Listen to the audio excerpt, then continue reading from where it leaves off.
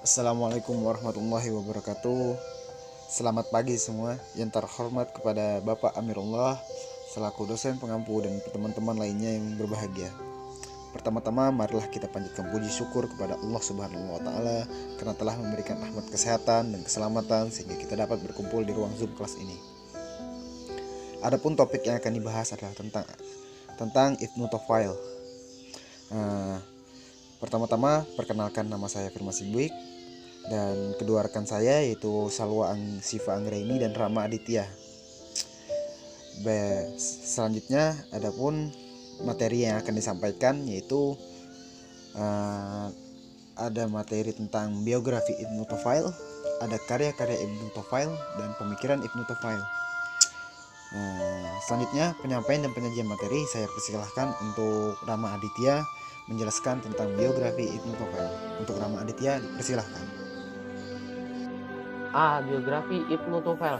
Nama lengkap Ibnu Tufail 506 Hijriah sampai 581 Hijriah atau 1110 Masehi sampai 1185 Masehi adalah Abu Bakar Muhammad bin Abdul Malik bin Muhammad bin Tufail.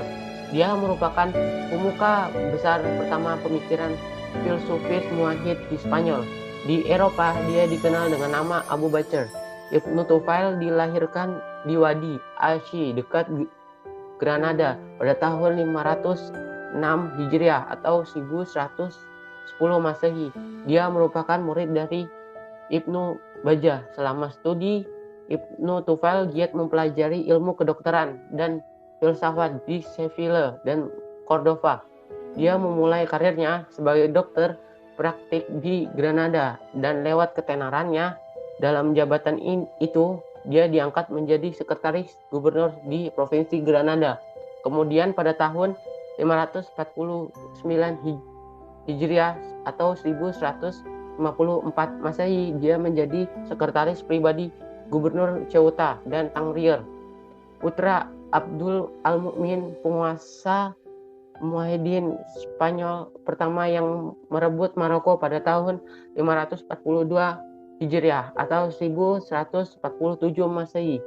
Akhirnya Tufail menjadi jabatan dokter tinggi dan menjadi qadhi di pengadilan serta wazir Khalifah Muwahhid Abu Yakub Yusuf 558 Hijriah atau 1163 Masehi sampai 580 Hijriah atau 1184 Masehi. Sebagai filosof Muslim, Ibnu Tufail juga memiliki disiplin ilmu dalam berbagai bidang. Selain sebagai filosof, ia juga ahli dalam ilmu kedokteran, matematika, astronomi, dan penyair yang sangat dikenal dalam dinasti Al-Muwahhid di Spanyol. Ibnu Tufail juga dikenal sebagai filosof Muslim yang gemar menuangkan pemikiran filsafatannya melalui kisah-kisah yang penuh kebenaran.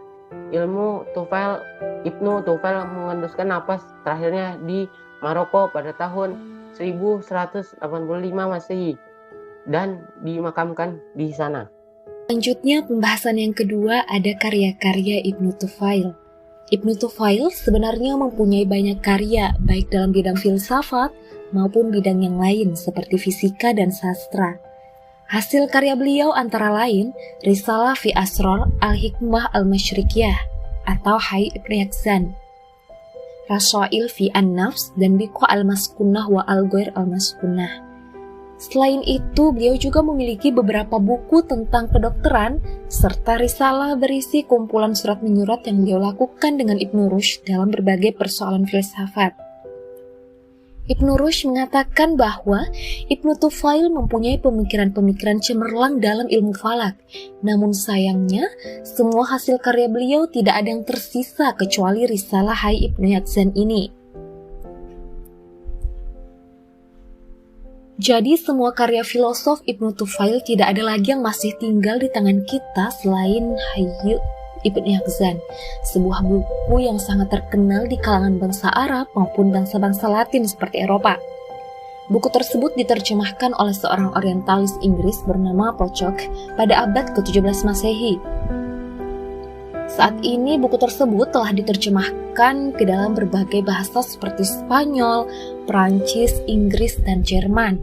Risalah atau buku Hayy Ibn Yaqzan yang ditulis oleh Ibnu Tufail sesungguhnya berisi berbagai rumus filsafat yang disampaikan dengan lambang akal pikiran, sedangkan teman-temannya melambangkan selera, syahwat, perasaan marah, dan tabiat-tabiat lainnya yang lazim ada pada manusia. Ia menyusun risalah itu dalam bentuk hikayat. Dalam mukadimahnya, Ibnu Tufail menjelaskan tujuan buku yang ditulisnya, yaitu menyaksikan kebenaran atau al-haq. Ada dua versi yang menceritakan awal perjalanan Hayy Ibn Yaqzan lahir ke alam dunia, dan juga ada 7 fase yang dilewati pada perjalanan Hayy Ibn Yaqzan ini. Kemudian kisah Hayy Ibn Yaqzan seakan-akan menghidupkan kembali pendapat Mu'tazilah bahwa akal manusia begitu kuatnya sehingga ia dapat mengetahui masalah-masalah keagamaan seperti adanya Tuhan, wajibnya manusia berterima kasih kepada Tuhan, kebaikan serta kejahatan, dan kewajiban manusia berbuat baik dan menjauhi perbuatan jahat. Dalam hal-hal ini, wahyu datang untuk memperkuat akal, dan akal orang yang terpencil di suatu pulau, jauh dari masyarakat manusia, dapat mencapai kesempurnaan sehingga ia sanggup menerima pancaran ilmu dari Tuhan, seperti yang terdapat dalam falsafat emanasi Al-Farabi dan Ibnu Sina. Tapi Ibnu Rushd lah yang mengarang buku Tahafut Al-Tahafut sebagai jawaban terhadap kritik-kritik Al-Ghazali yang ia uraikan dalam Tahafut Al-Falasijah. Baik, selanjutnya saya akan menjelaskan tentang pemikiran Ibnu Tufail. Di risalah Hayy Ibn Yaqzan tersebut secara simbolis memuat pemikiran filsafat Ibnu Tufail yang meliputi berbagai aspek. Yang pertama ada tentang Tuhan, kedua tentang dunia, ketiga tentang akal dan wahyu, keempat ada tentang epistemologi, dan yang kelima terakhir itu tentang derajat intelektual manusia. Baik, saya akan menjelaskan sedikit tentang ketuhanan dulu ya. Oke, baik. Dari konsep ketuhanan dengan arti bahwa seseorang makhluk tuh bisa meyakini adanya pencipta alam semesta. Dia juga mengeluarkan dari ketiadaan ke wujud dan tidak mungkin tercipta dengan sendirinya. Nah, ada 3 argumen yang dimukakan oleh Ibnu Tufail untuk membuktikan adanya Tuhan atau Allah yang kita yakini sebagai Tuhan, yaitu dengan argumen gerak, ada argumen materi dan bentuk, dan terakhir ada argumen al-ghiyat dan al-inayat al-ilahiyat. Oke, saya jelaskan sini ada argumennya dulu ya. Tentang argumen gerak. Bagi orang yang meyakini adanya kodim, itu penggerak itu berfungsi mengubah materi di alam dari potensi ke aktual. Dengan arti kata mengubah satu bentuk ada kepada bentuk ada yang lain. Sedangkan argumen materi dan bentuk itu dikemukakan oleh Ibnu Tufail dalam kelompok pokok pikiran yang terkait satu dengan yang lainnya. Sedangkan argumen al-ghiyat dan al-inayat al-ilahiyat, yaitu maksud dari segala sesuatu yang ada di alam ini mempunyai tujuan tertentu, dan ini merupakan inayah dari Allah Subhanahu wa taala. Adapun gambaran atau sifat-sifat Tuhan adalah Tuhan itu jauh dari sifat kekurangan, karena kekurangan itu sendiri tidak lain kecuali ketiadaan murni yang memberikan ada kepada setiap yang wujud. Tidak ada wujud selain Dia. Dialah maha wujud, Dialah kesempurnaan, Dialah kebaikan, dan Dialah pengetahuan, dan Dialah sumber segala wujud. Baik, selanjutnya tentang dunia. Pertama, apabila alam ini diyakini kekal, maka akan menimbulkan kontradiksi yang banyak dengan alasan bahwa tidak mungkin wujud sesuatu yang tidak ada akhirnya. Dan apabila diyakini bahwa alam ini baru atau diciptakan, maka akan timbul masalah lain karena pengertian baru. Nah, setelah tiada, tidak mungkin dipahami kecuali bahwa didahului oleh waktu.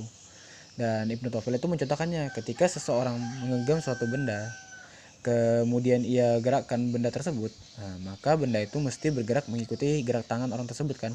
Nah, gerak benda tersebut itu tidak terlambat dari segi zaman dan hanya terlambat dari segi zat. Nah, demikian alam ini keseluruhan merupakan akibat dan diciptakan Allah tanpa zaman. Selanjutnya itu tentang akal dan wahyu. Pengertian akal dan wahyu itu menurut pandangan Ibnu Tufail mengenai kedudukan akal dan wahyu, ia tampilkan dalam risalah Hayy Ibn Yaqzan yang hanya menggunakan rasio dalam memahami realitas kehidupan, ya, terus mengambil konsep-konsep yang tidak bertentangan, bahkan sejalan dengan informasi wahyu yang dibawa oleh sang teolog. Maksud dari sang teolog ini itu orang yang sangat ahli dalam ilmu ketuhanan. Nah, selanjutnya itu ada epistemologi, yaitu menurut Ibnu Tufail menjelaskan pengalaman merupakan suatu proses pengenalan lingkungan melalui indera atau panca indera. Dengan pengamatan dan pengalaman dapat diperoleh pengetahuan yang indramawi. Oke, lanjut tentang derajat dan intelektual manusia.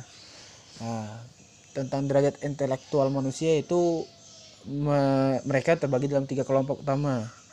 Yang pertama itu ada filsuf, ada agamawan, dan masyarakat awam. Yang dimaksud dengan filsuf itu dalam cerita Ibnu Hazan yang terjadi itu adalah orang yang memperoleh kebenaran dan perenungan atas realitas alam. Sedangkan agamawan yaitu yang di dalam cerita diperankan oleh Asal yang berpegang dalam wahyu dan beragama. Sedangkan masyarakat awam yaitu dalam cerita diperankan oleh Salman dan masyarakat. Dalam cerita karya Ibnu Hazan itu yaitu mereka dalam beragama hanya berdasarkan tradisi dan taklil, serta menerima agama hanya dalam bentuk ziarahnya saja.